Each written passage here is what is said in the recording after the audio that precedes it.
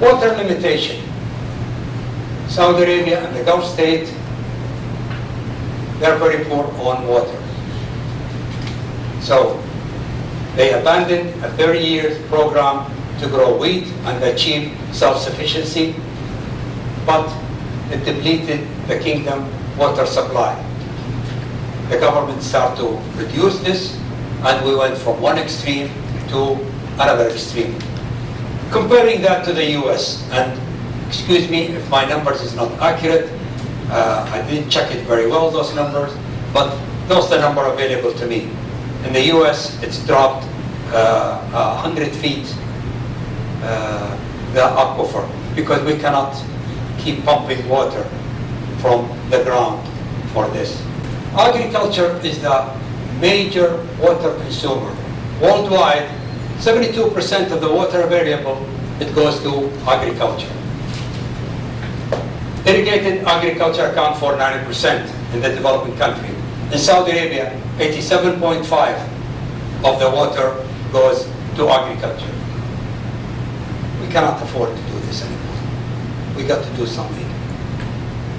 And in the next slide, you will see what am I trying to achieve here. There are two types of aquifer, which is renewable and non-renewable. In Saudi Arabia, our renewable aquifer is between 6 billion cubic meters to 8 billion cubic meters. Water optimization. In one way, you will see me, I'm doing it one way and I'm doing it another way. Reduce the reduction of agricultural subsidies. Install metering.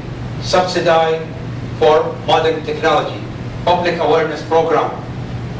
The water need a whole plan. You must look at the water as a complete plan. All those must be achieved with big restriction on the scarcity of water, and must use, I wish everybody could start to think of something like this, crops per drop. Don't tell me how much you got per tons or acre. What I want to know is how many one drop of water produced for me, how many kilograms, and I'm sorry, but I don't know how to think pound and feet, so crops per drops is the trend which we should start to look into. Saudi Arabia has a lot of challenges. This is one of the challenges here. Soaring food prices. Agriculture was not a good major for the last 20 years. In 2008 and 2009, we had the food crisis. The world just wake up and discover that there's not enough food in the world. Countries like Pakistan, like Philippines, I don't know about the US, but other countries, they haven't invested any money in agriculture for 30 years. Farmer going bankrupt. The price of wheat or rice for the last 30 years, if it's not go down, it's maintained. But look at the price of 1 kilo of macaroni. How much did it go up? So the processed food goes up and the commodities goes down. Farmer got changed.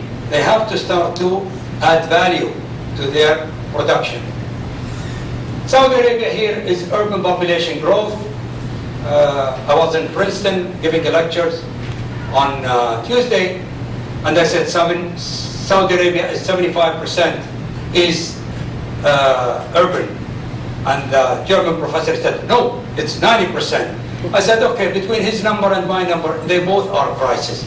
75 or 90%, it's bad, because those rural area, there got to be people inside it, and you have to have community. Otherwise, you need to put National Guards in almost in all these roads.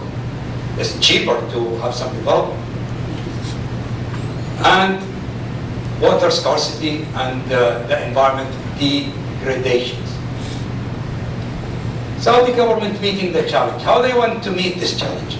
Well, those are the options they took. Saudi Arabia vision is to focus on facing the world food crisis by taking sustainable measures and securing food supply for the citizen and the resident. Then they started with the basic food commodities such as wheat, rice, barley, corn, sugar, and livestock. Unfortunately, Saudi Arabia is 45 to 50% import all the barleys traded in the world. Identify countries that is targeted for the Saudi investment, and we'll go through those countries. Agree with hosting country on facilitating giving the Saudi investor. Improve local production by adopting new technology. Again and again, GMO, water desalination by solar. And I think Saudi Arabia, not I think, I know, Saudi Arabia have signed a contract with IBM in 2013. 2 years from now, it will go into production, 30,000 cubic meters, 10 megawatts electricity, and it will give water for a small city, Al-Kafji, if you remember, the invasion of Kuwait is just behind Kuwait, and the population of that city is 100,000. These are the commodities for Saudi Arabia. And we imported 2.73 million tons of wheat. We produce about 1 million tons of wheat. We go to rice. Rice is 1 million tons. This is how much we import. Most in Saudi Arabia for the rice, we have basically the two rice importer. We have about 8 million foreigners. Most of them, they eat white rice, which is, as what you could see here, is the white rice. And Saudi, mainly they eat basmati rice, which is, it's a yellow, it's a basmati rice. So then barley. This is one of the bad policies we have in Saudi. We imported 6.37 million tons of barley. That is represent 45, 30%, 50%. It depends on the productions. When I talk about barley production here, I'm not talking about barley production, what a country produce and consume. I'm talking about what goes to the market, the world trading market. Animal feed, that's another crisis we have in Saudi Arabia. Is 3 million tons we produce locally, and Saudi Arabia require 14 million tons, and that require a lot of water.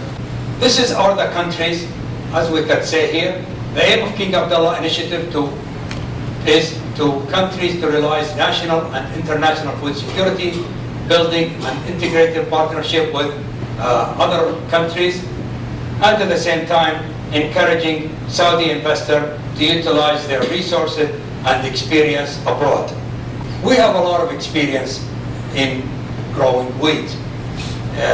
In Europe, in the US, they go for low input, low output.